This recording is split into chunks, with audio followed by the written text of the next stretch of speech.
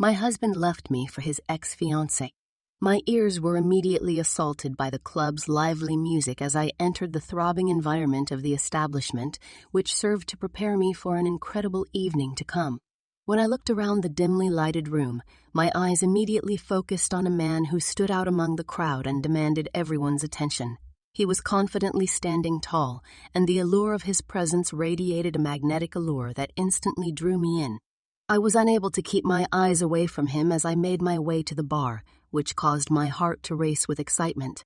I tried to get his attention by stealing another peek at him, trying to convey my desire to spend the evening in his engaging company. I finally worked up the bravery to take a step toward him, and I did so with the intention of making the most of the chance that appeared to have been provided to me by destiny. I gave him a sly smile in the hopes of catching his attention and letting him know that my interest was real. I was engaged in a delicate dance of expectation and vulnerability. Our eyes met in a fleeting but electrifying connection, and he flashed a knowing smirk over his lips as it happened. The space between us was filled with the wordless language of attraction, which allowed the moment to hang weightlessly in the air. My desire to spend this evening with him was graciously confirmed by the way in which he responded to the invitation embedded in his eyes.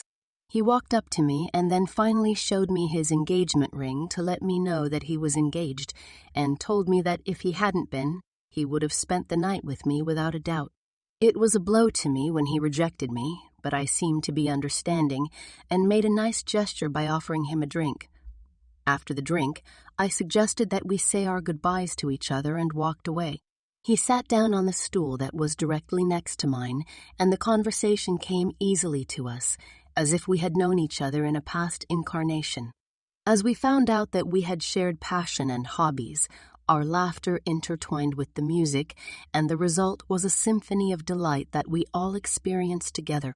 As the night progressed, we explored deeper into the details of our connections and reveled in the exhilaration of learning about one another's lives and ambitions.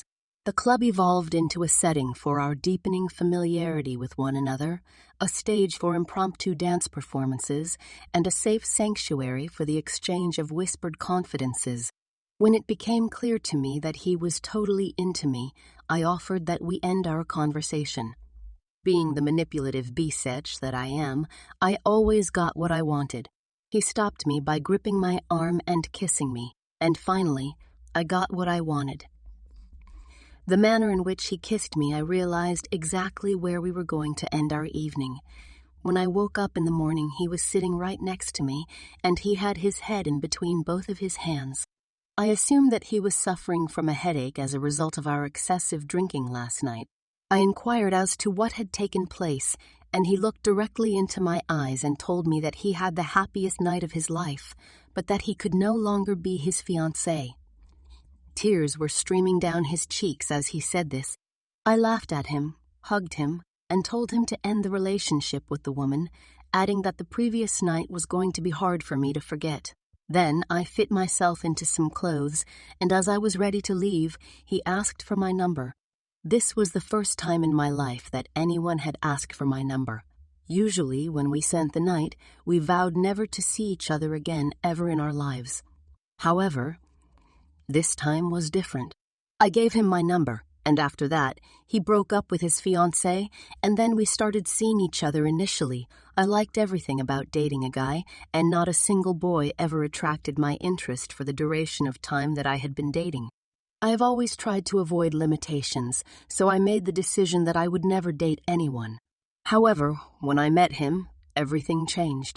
I never had the impulse to flirt with any person, and after a few months, he proposed to me, and I quickly said yes to the man I would spend the rest of my life with. I imagined that after the wedding, I would be happier than when I first started dating my husband as his girlfriend, but immediately after the wedding, I felt as though I was being suffocated, and I had the sensation that I was being held captive inside of a cave. After about 1.5 years, I once again began to have time in my life to cave around and play around. At first, I was able to suppress my desires, but after about a month, I started having relations with multiple men. At first, I was afraid to do this because I cannot afford to lose the love of my life.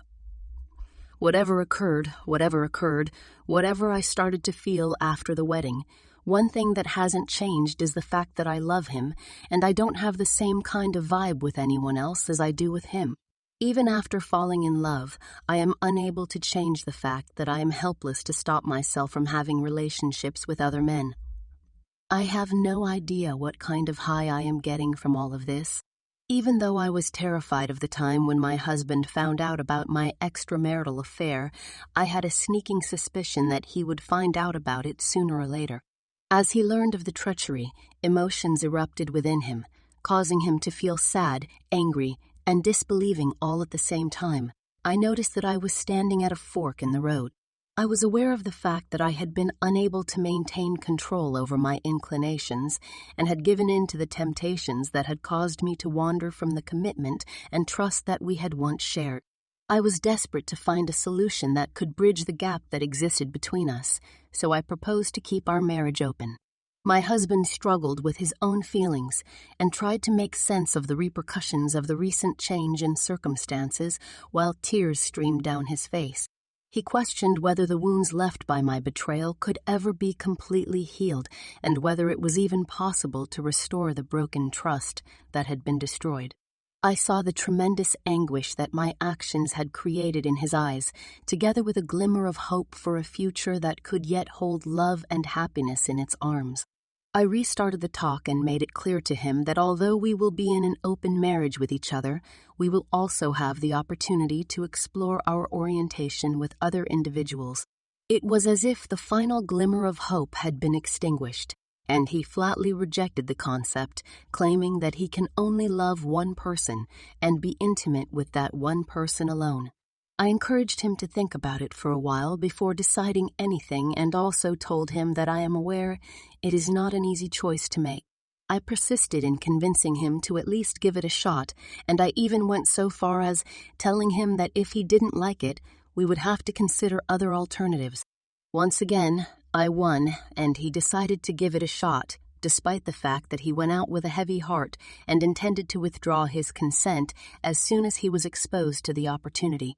The next day, he came to me after having his first encounter, and at that point, I had already made up my mind that he would refuse any further exposure.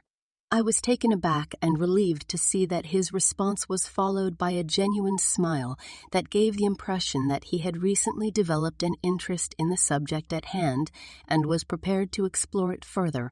After that point, no one of us could go back on our decisions or our actions.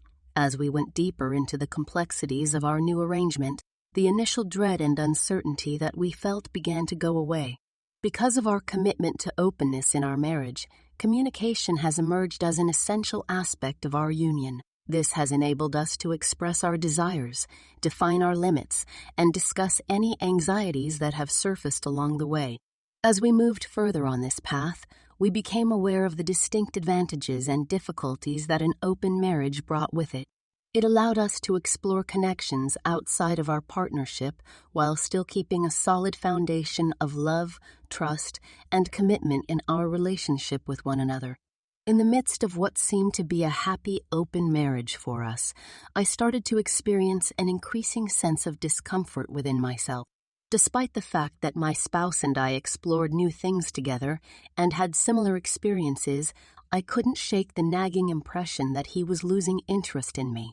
I was dead set on getting to the bottom of what was going on, so I set out on a mission to discover the truth and used a number of different approaches to try to figure out what was behind his dwindling excitement.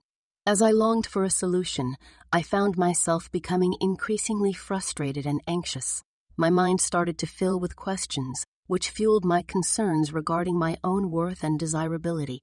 The strain on the fundamental basis of our relationship increased with the passage of each day as the burden of unpredictability increased in intensity. The impact of the news was so great that it knocked the wind right out of me. My husband had been seeing another lady for quite some time, and he told me recently that he wanted to give up our marriage and spend the rest of his life with her. I switched into my manipulative mode and had a talk with him, telling him that he could take some time to think about it if he needed it, but that we should not give up on our arrangements. And he cannot leave me for some other woman because we have been known for such a long time. Then he dropped the bombshell and revealed that he had been dating his ex-fiancée, and now he sees that it was a mistake for him to choose me over her. When I told him that I was not ready to move apart from him, he nodded and rose up, and then he left without saying a word.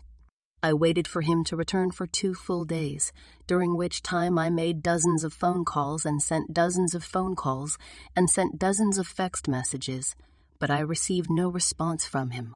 After 2 days, the divorce papers were served to me. I pleaded with him to pay attention to what I had to say, but he wouldn't even look at me in court, and after 4 months, I was officially considered to be separated from him legally. Update. Even after 2 years of divorce, I am all by myself in my life, and the scars will never be eliminated, and the wounds will never be healed.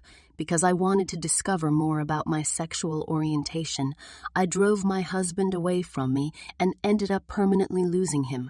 As a result, I damaged my own life via my own actions.